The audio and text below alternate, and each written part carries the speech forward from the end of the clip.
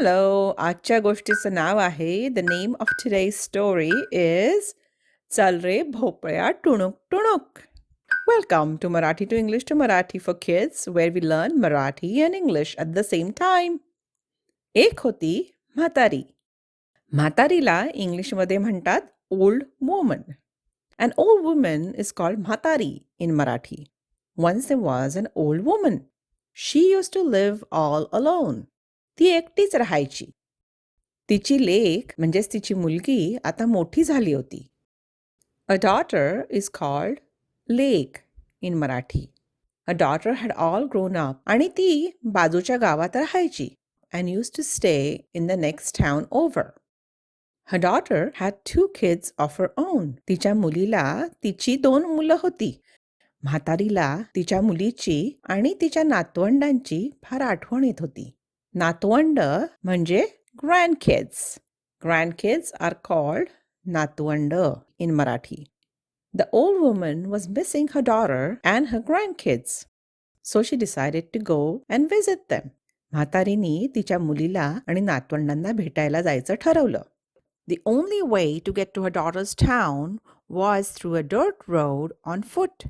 तिच्या मुलीच्या गावी जाण्यासाठी एकच मातीचा रस्ता होता आणि तिकडे तिला पायी जावं लागणार होतं. आणि हा रस्ता एका घनदाट जंगलातून जायचा. And this road used to pass through a thick forest. As she was walking through the forest, suddenly ती जंगलातून चालली होती आणि अचानक तिच्या समोर एक कोल्हा आला. A fox jumped in front of her. कोल्हा is a fox.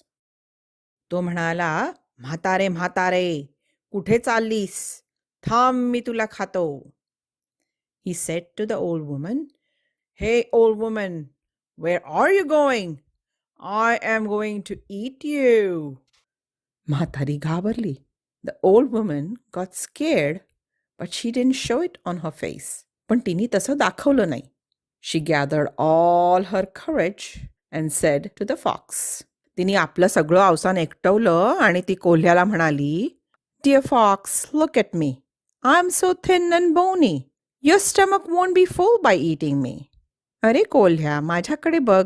मी एवढी बारीक आणि हाडकुळी. मला खाऊन तुझं कसं पोट भरेल? तू जरा थांब. You wait a little bit. मी लेकीकडे जाते. I will go to my daughters. तूप रोटी खाते. I will eat ghee and roti. जाडजूड होते. I'll become nice and plump. मग तू मला खा. Then you can eat me.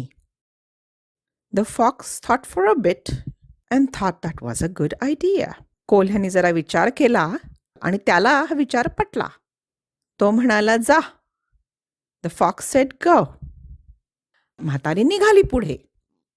The old woman started walking again. And suddenly a tiger jumped in front of her. आणि तिच्या समोर अचानक एक वाघ आला.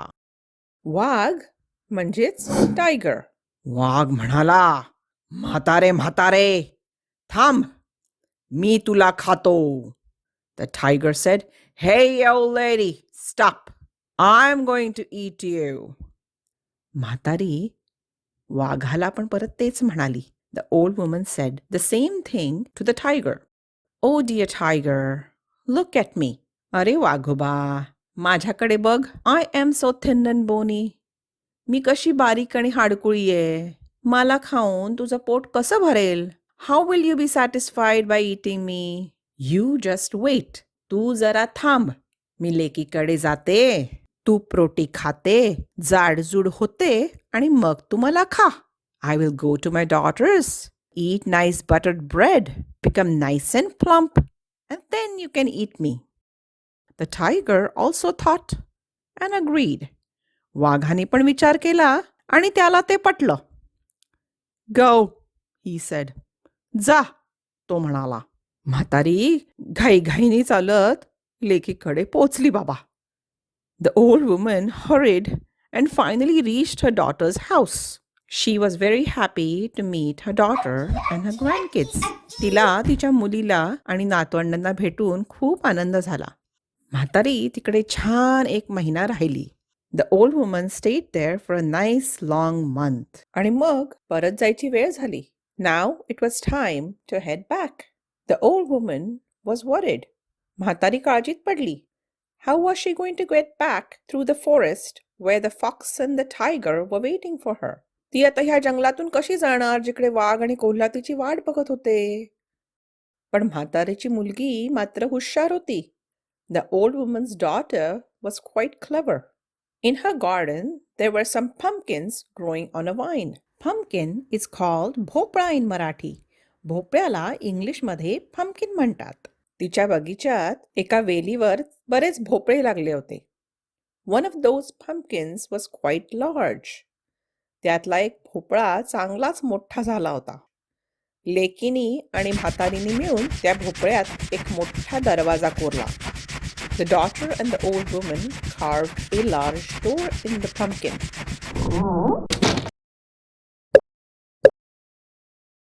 The daughter suggested that the old woman can sit inside and hop through the forest.